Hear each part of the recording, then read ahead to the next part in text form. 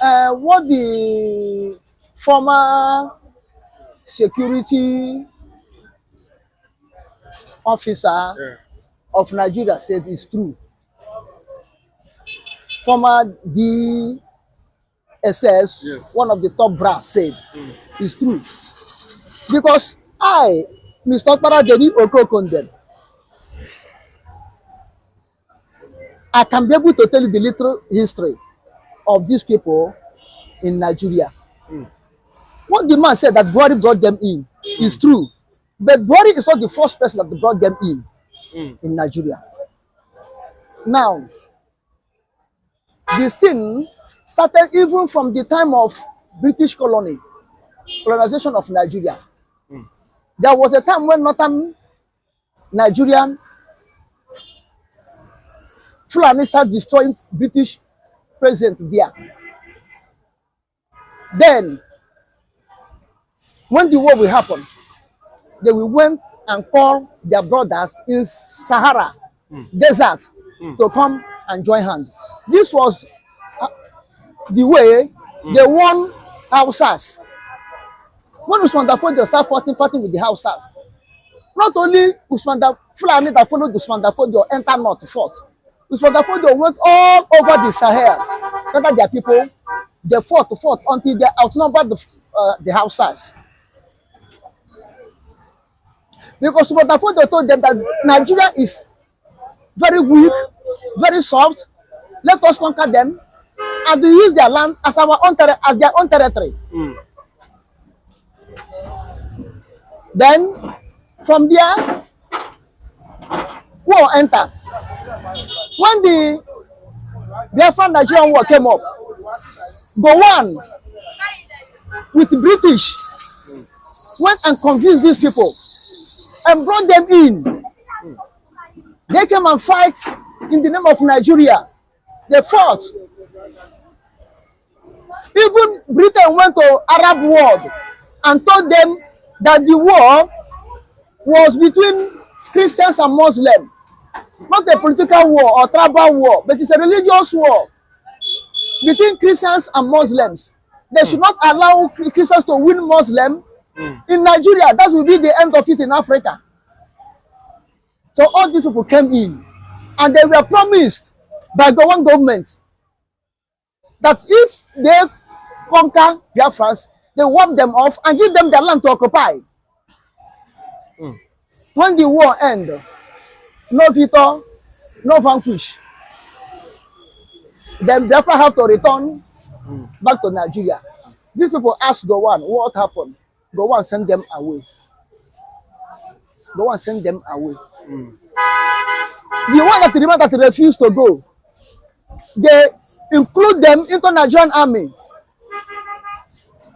And without number, you know, when you enter army, they give you number without any foreman rolling in to calm them down. They were there eating more salary. And those of them that know how to read and write in Arabic language or fought so bravely, none of them grow more than captain in Nigerian army. And when you reach captain, you'll be there and retired. They call them Biafran soldiers. Immediately they mention Biafran soldiers in Nigerian army that did not settle after their retirement. Immediately you hear Biafran soldiers or Biafran war soldiers. You know that they are referring to these people. That's their nickname. They are referring to them.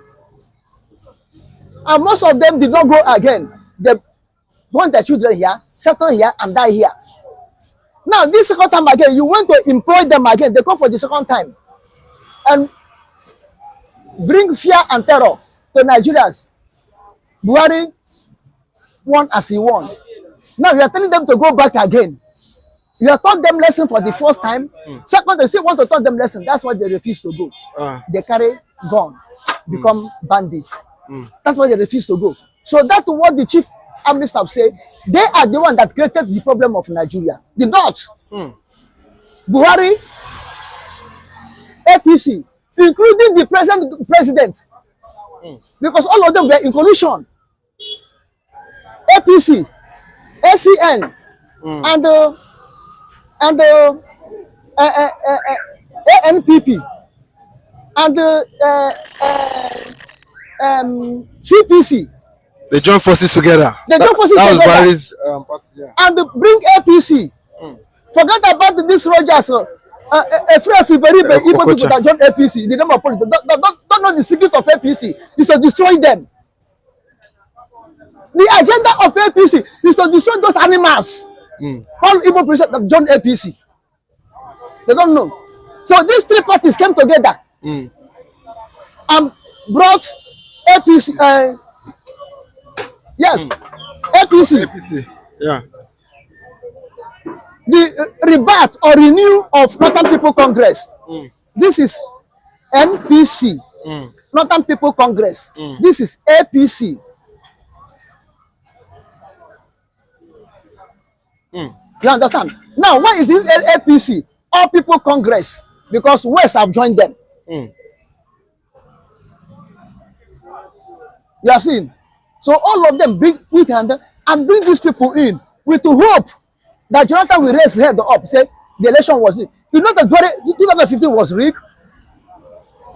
Because there's evidence, even on their age, 15, 14 children, went to vote. They ask their eye, they stand there for their parents is coming. All of them vote against PDP Jonathan. And the NPDP, you see how God is working. All of them that they come from PDP and say they are NPDP, new PDP, and joined APC. Where are they now? They killed their political career.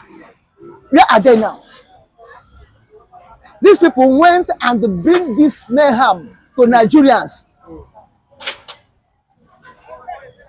After the election, these people refused to go because they have taught them lesson in Biafran war, how they use them in Biafran war and dump them. And this time around, after the election, want to dump them. They say no. This is why they say no. Carry on, and they cannot do anything again than to be playing pali with them. Now they turn it to Fulani herders and farmers clash, bandits. Have you seen it? Boko Haram have been there before bandits. Because Boko Haram started in the time of Obasanjo, but they managed to cover it up, to seal it up, put it under the chair. They now came out fully under good luck. Then they come up openly under good luck. Then before Fulani helps, and you will see that the Fulani helpsmen are more dangerous than Boko Haram. Because Boko Haram concentrates only in Northeast, asking for their own republic. The Fulani spread all over Nigeria. Spread all over West Africa. Fulani helpsmen. They tried they did it in Burkina Faso. They did it in Ghana. They did it in Mali. And they were crushing them off. So they went and beat it. To the extent, El-Rufai himself, the ex-governor of Kaduna State, there was a time they said they divided. El-Rufai is ruling one side. Bandit or Fulani herdsmen or terrorists, whatever you call them, are ruling the other side. To the extent, Emelife, that's why God will continue to test Emelife. They request 1.5 billion naira for them to settle them to go. Emelife release money to them without approval. They release money to them without approval. They think to go buy more arms. That's why God will continue to chastise him, Emelife. Passing sense without passing sense. El-Rufai continue paying the money, allowances. There was a time when he broke, he said, I'm not paying again. They said, okay, we make Kaduna uncomfortable for you. So what that man said is reality. But I'm trying to take you back to tell you when it started. Now, let me tell you. Do you know, without the division of Nigeria, Boko Haram will not stop. Bandit will not stop. Kidnapping will not stop. Fulani herdsmen will not stop until Nigeria is divided. Because these people, they are not Nigerians, so they are not Fulani Nigerians. But the Fulani Nigerians are taking them to make money. The elite of Fulani Nigerians are taking them to make money. All of them came from Mali, Burkina Faso, Chad, Niger, Senegal, Central African Republic, Uganda, Sudan, Mauritania, Kenya. They don't have homeland. And don't forget that he said El-Rufai, you know, as I want time was not paying them stipend. You know, where he knows where these guys where they were. So he was always paying them stipend in Kaduna, and also talked about how, you know, they threatened to you know, go to schools to kidnap, you know, students, and go to places to kidnap people if El-Rufai stopped paying them their stipends. Yes, this is what I tell you, that there was a time El-Rufai was paying them something like allowances or bonus. When he runs short of money, he said that I cannot be able to pay again. They say, okay, we make Kaduna ungovernable for you. Yeah. That's what the time. Okay. To show that the people have overpowered the northern government of Nigeria, the northern government of Nigeria, they want to descend to south. Already, Yoruba is pali with them. The west is pali with them. It went to east. This is why all of them were in Nigerian army uniform. Not to call them terrorists, not to call them bandits, not to call them Fulani herdsmen, not to call them Boko Haram, but Nigerian army. So anytime where they fight you fight them back. If they say, they fight Nigerian army. Who are the Nigerian army? Nigerian army to kill the full Nigerian. If these people, they don't have nothing to do, to give them uniform, so that they can be able to conquer Biafrans in the name of Nigerian army, where they are not Nigerian army. That's what I'm saying. They will carry Nigerian army uniform, enter farmland, destroy people's crop in Biafra land. When you talk them, say, he has killed Nigerian army. He killed Nigerian army. Marching order, go and freeze them. When they are not Nigerian army. As I was saying, this will not stop because they have seen Nigeria as heaven on earth for them, where they will make money. Most of those bandits now in Nigeria go to where they come from. They start building houses. They go to their country and now building houses. Their family in that place, wherever they are living fine because Nigeria has become money-making machine for them. They will kidnap, you pay ransom, and somebody come and say, I'm a negotiator between them. I'm shaking gumi. Yeah. And is he working freely? I'm working freely. Nnamdikanu is in prison. Real Omoka will come and be talking nonsense. Talking nonsense. You cannot see that one and talk.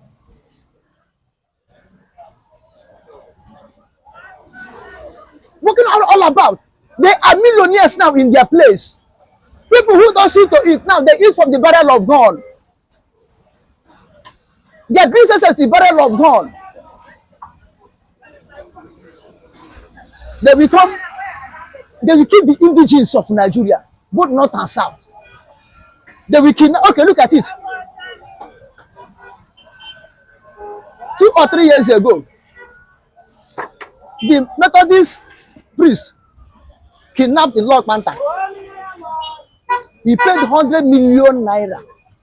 The people that organized this and the people that did the operation, at least that 100 million naira, the people that organized their leader, their mentor, may take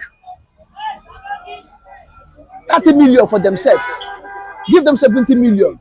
And if they share it for 500,000 each person, do you know what it means in their currency? They will take it home. And the you that have been laboring for good 3-4 years, you haven't got 100,000 in your account. Nothing to show argument. But only one operation, they get almost 500,000, 500,000 or 1 million each person. Then how do you think that they can stop their gun? How do you think that they will drop banditry? How do they become a lucrative business for terrorists in Nigeria? Tell me any country they make much money like in Nigeria. They say they will go. This is what Biafra is fighting to go. This is what Biafra is fighting to liberate themselves. This is why Biafra said, no, we will leave Nigeria. This is one of the things. So nobody should blame Biafrans. They are fighting a just cause. Because I cannot be in my house. You come and kill me. If you don't kill me, you collect money from me, and the people will clapping for you. No law will hold you. No law will abandon you. Can negotiate with them, give them honesty, and negotiate with them, accept them, live together with them. Is that the normal thing?